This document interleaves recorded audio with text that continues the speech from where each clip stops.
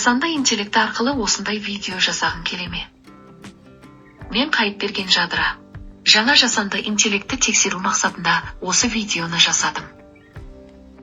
Баршаңызға сәлем, сіздермен Қайыпберген Жадыра. Бүгінгі видеода жаңа алдында көрсеткендей голос сағатының жасалу жолын сіздерге көрсететін боламын. Ол үшін бізге talkingco.d деп аталатын жасанды интеллект қажет болады. Егер де видео қызықтыратын болса, соңына дейін көріңіздер. Видеоға лайк басып, каналыма тіркеліп кетуді ұмытпаңыздар, себебі мұғалімдерге арналған креативті идеялардың барлығын осы YouTube каналымда бөлісіп отырамын. Жоғары қарай өтсек, создайте говорящий код сейчас дейді, соны басамыз. Одан кейін бізден камераға түсуге рұқсат сұрайды. Окей дегенді басуымыз керек. Мышканы оң жақ басып перевести на русский десеңіздер, орыс тіліне аударылады. Түсініксіз болып жатса, хорошо дегенді басамыз. Одан кейін камераға разрешение сұрайды. Разрешение береміз. Одан кейін начать запись дегенді басамыз. Кішкене бір какой-то секунд кішкене запись жүргіземіз де, сделай дегенді басамыз. Бір 3-4 секунд запись жүргізсеңіздер жеткілікті.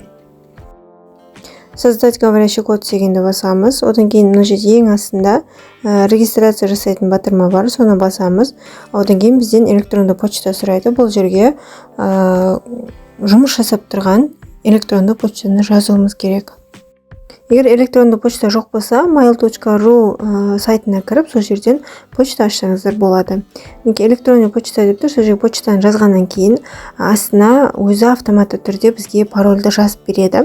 Сол парольмен қалдырсаңыздар болады, немесе өз қауларыңыздағы ұмытпас үшін пароль жазсаңыздар болады. Негізі бір жазғаннан кейін осы сайттың ішінде сақталады, екінші рет сізден пароль сұрамайды. Мен осы парольді қабылдай беремін, использовать надежный пароль дегенді. Одан кейін астына я согласен деген жер тұр, соған галочка қоямыз да регистрация батырмасын басамыз. Одан кейін сіздің электронды почтаңызға активациялық код келеді. Соны мына жолаққа жазып activate дегенді басамыз. Одан кейін авторизация жасауды сұрайды. Авторизация деп басамыз. Енді жұмыс жасай беруге болады. Мына жердегі әртүрлі батырмалар тұр. Бұлардың қандай жұмыс жасайтын мен әлі үйреніп ашып қараған жоқпын. Бірден голос сағатқа көшейік. Ол үшін оң жақтағы, жоғарыдағы 3 сызықты басамыз. Осы жерде create code деп тұр. Яғни код жасайтын батырма осы. Енді мына жерде қызыл түспен жазылып тұр. Discard and record again деп. Сол батырманы басамыз. Бізге камера ашылады. Соның төменгі жағында load file деп тұр. Яғни файлды жүктеу. Немесе start recording деп өзіңіз сол жерде тұрып, видео түсіріп жіберсеңіздер болады. Load file деген таңдаймын. Қай папкада тұр сіздің видеоңыз, соған кіріп, видеоны таңдап открыть деген батырманы басасыздар. Ең төменде тұрған upload and create code деген батырманы басып, загрузка жүргенін күтетін боламыз. Қазіргі кезде қатты хит болып кеткен мына 3D кубиктің жасалу жолын дәл осы YouTube каналымда сіздермен бөліскен болатынмын. Егер де көрем десеңіздер, описаниедегі сілтемеге өтсеңіздер болады, және де одан бөлек виртуалды саяхаттың жасалу жолын және де басқа да жасанды интеллекттермен таныстырып кеткенмін. Барлық видеолардың сілтемесі описаниеде тұр. Көріп, бағалап кетсеңіздер екен деймін, және де достарыңызбен бөлісіп каналыма тіркелуді ұмытпаңыздар. Енді бұл жердегі загрузка жүріп болғаннан кейін бізге мына жерде жасыл түс жанады, және де оң жақ шетте қара стрелка шықты, төменге қараған.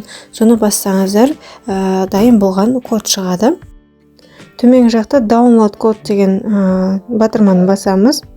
Мен мұнда ағылшынша түсінбеймін, сондықтан мышканы оң жағын басып перевести на русский деп аударып аламын. Себебі мына жерде несіз бұл логотип жазылмай скачать етуге болатын мүмкіндік бар. Яғни PNG файл без логотипа деген таңдаймыз да, логотипсіз мына кодты өзімізге жүктеп аламыз. Бұл PNG болып, яғни сурет болып бізге жүктеледі компьютерімізге. Осыны аламыз да, ақпаратқа шығарып аламыз. Мен A4-ден 4-тен 1 бөлігіне ғана шығарып алған болатынмын, бірақ та оған дейін негізі Canva-ға кіреміз да. Сол жақта создать дизайн дегенді басамыз. Осы жерден плакат или публикация деген бір сурет жасайтын бір нені аламыз.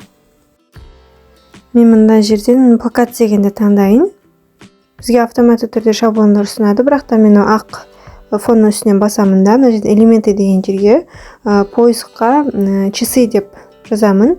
Яғни бізге сағаттың формасы керек. Соның үстіне жаңағы QR кодты қойып, сағатқа ұқсатып шығарып алатын боламыз. Бізге мына жерде графика деген дұрыс.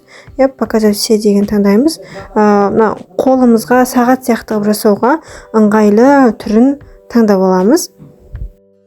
Мен мынандай сағат таңдап алдым. Енді загрузка дегенге барып, загрузить файл деймін да. Жаңа компьютерге жүктелген загрузка деген папкада тұрған QR кодты белгілеп открыть дегенді басамын. Мына жерге загрузка жүреді. Одан кейін просто үстіне бір рет мышканы сол жағымен шертеміз. Мына сағаттың домалақ тұрған жеріне сол 4 бұрышты кодты размерін келтіріп қойып қоямын да. Поделиться дегенді басып, компьютерге жүктеп аламын. Енді телефонда ашамыз, QR код дегенді басамыз. Қолымыздағы сағатты мұнда тұрған, шетінде ғана тұрған QR коды бар ғой. Соны сканировать етеміз де, открыть ссылку дегенді басамыз.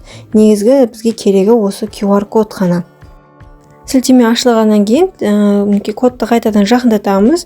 Сол кезде дәл ортасында старт деген батырма тұр. Соны басқаннан кейін видеомыз қосылады. Арқылы осындай видео жасағың келеме?